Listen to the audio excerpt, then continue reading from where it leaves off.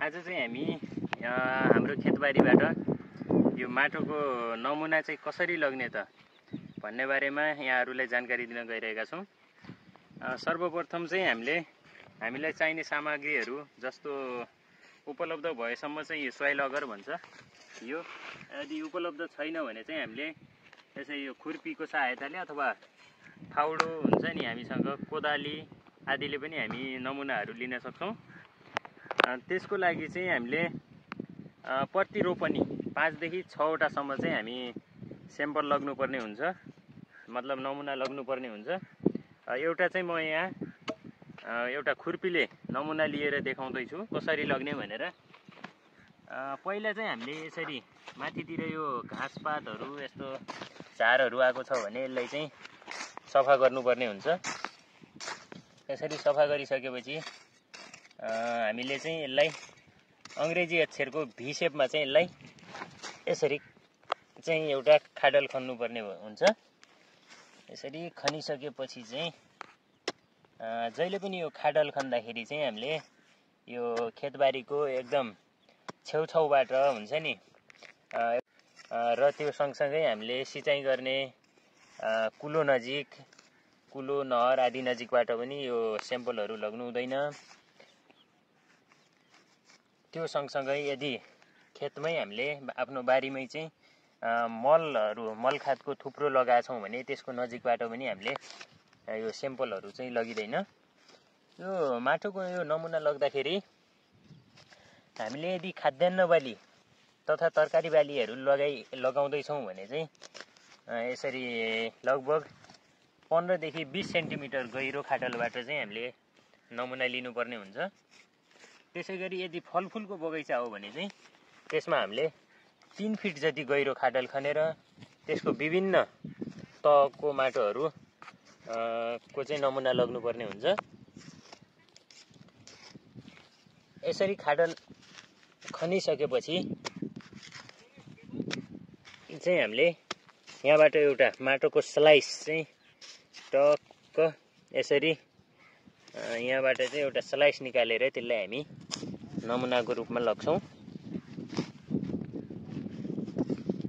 यसलाई चाहिँ हामी अब प्लास्टिकमा राख्छौँ। यो नमुनालाई चाहिँ हामीले प्लास्टिकमा राखेर त्यसलाई चाहिँ हामीले ल्याबमा पठाउने काम गर्छौँ। यो चाहिँ हाम्रो पहिलो नमुना भयो। यो खेतको यो पहिलो छेउबाट चाहिँ हामीले यसरी लगेका छौँ भने हामी यो नमुना चाहिँ हामीले यो बारीको विभिन्न ठाउँहरूबाट लग्नुपर्ने हुन्छ र्यान्डमली। यसलाई चाहिँ अङ्ग्रेजी अक्षरको जेड, डब्लु अथवा एस अक्षरमा चाहिँ त्यसरी हामीले विभिन्न ठाउँबाट त्यसरी घुम्दै चाहिँ लग्नुपर्ने हुन्छ।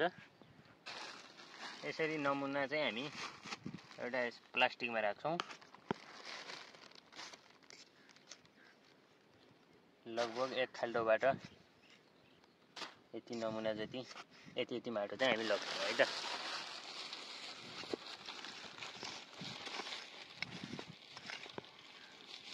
पुरा के यसरी तिमीले बसेर लग्यो। यो पुरा बारीबाट चाहिँ लगभग यो हाम्रो 2 रोपनी भन्दा पनि बढी देखिन्छ। यहाँबाट हामी कम्तीमा पनि 8-10 वटासम्म चाहिँ हामीले यसमा नमुनाहरू लग्छौँ विभिन्न ठाउँहरूबाट। यो चाहिँ हाम्रो पहिलो नमुना भयो। त्यसै गरी हामी यहाँ अगाडिबाट अर्को नमुना लग्छौँ। यसमा चाहिँ हामी सोइल अगरले कसरी लग्ने त हामीसँग यदि उपलब्ध छ भने चाहिँ यो सोइल अगर यसले कसरी नमुना लिने भनेर हामी हेर्छौँ। यसलाई चाहिँ एक ठाउँमा यसरी राखेर बिस्तारै चाहिँ यो घडी घुम्ने दिशातिर घुमाएर हामीले यसलाई यसरी घुमाउँछौँ।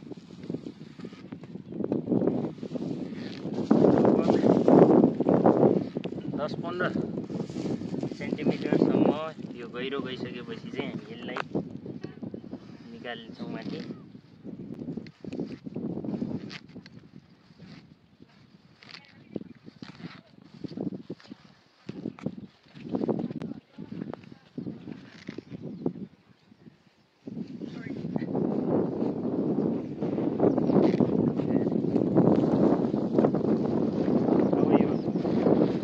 ठाउँको यो नमुनालाई चाहिँ हामी एउटा प्लास्टिकमा राख्छौँ यसरी।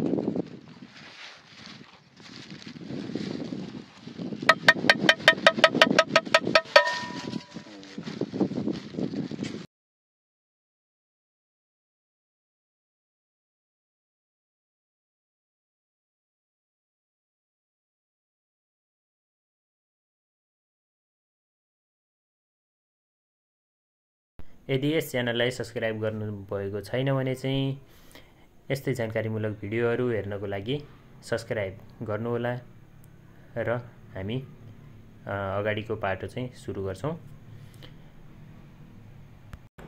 यसरी चाहिँ हामीले सङ्कलन गरेको सम्पूर्ण नमुनाहरू चाहिँ एकै ठाउँमा यो पत्रिकामा यसरी फिजार्यौँ।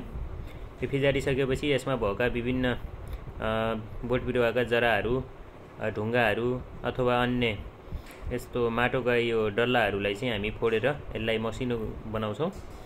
त्यो गरिसकेपछि यसलाई चाहिँ हामी यसरी 4 भागमा बाँडेर चाहिँ त्यसको 2वटा भागहरू हामी हटाउँछौँ विपरीत दिशाको, र बाँकी रहेको 2 भागलाई फेरि एकै ठाउँमा मिलाएर यही प्रक्रिया चाहिँ हामी दोहोऱ्याउँछौँ। फेरि यो प्रक्रिया चाहिँ हामी आधादेखि 1 किलो माटो नपुग्नसम्म चाहिँ यसो गरिरहन्छौँ। त्यसपछि चाहिँ हामीले यसलाई प्लास्टिकको थैलीमा राखेर उक्त प्लास्टिकको थैलीमा चाहिँ हामीले यो किसानको नाम र यो फिल्डको नामहरू, विभिन्न कहाँबाट यो नमुना लगेको मिति, योभन्दा अघिल्लो पटक पहिला कुन बाली लगाएको थियो उक्त बालीको जानकारी र अब लगाउने बालीको कुन बाली लगाउने चाहिँ हामीले सोचिरहेका छौँ, उक्त बालीको पनि सम्पूर्ण जानकारी विवरणहरू लेखेर चाहिँ हामीले प्रयोगशालामा पठाउनु पर्ने हुन्छ। आजको भिडियो यहाँहरूलाई कस्तो लाग्यो कृपया सल्लाह सुझाव र प्रतिक्रिया दिन नभुल्नुहोला र किसानहरूसम्म चाहिँ यो भिडियो पुग्ने गरी चाहिँ हामीले विभिन्न सामाजिक सञ्जालहरूमा चाहिँ सेयर गरेर साथ दिनुहोला। यस्तै भिडियोहरूको लागि चाहिँ च्यानललाई लाइक, सेयर र सब्स्क्राइब गर्न नभुल्नुहोला भन्दै आजको भिडियोबाट चाहिँ हामी बिदा हुन्छौँ। यहाँहरूको दिन शुभ रहोस्। धन्यवाद।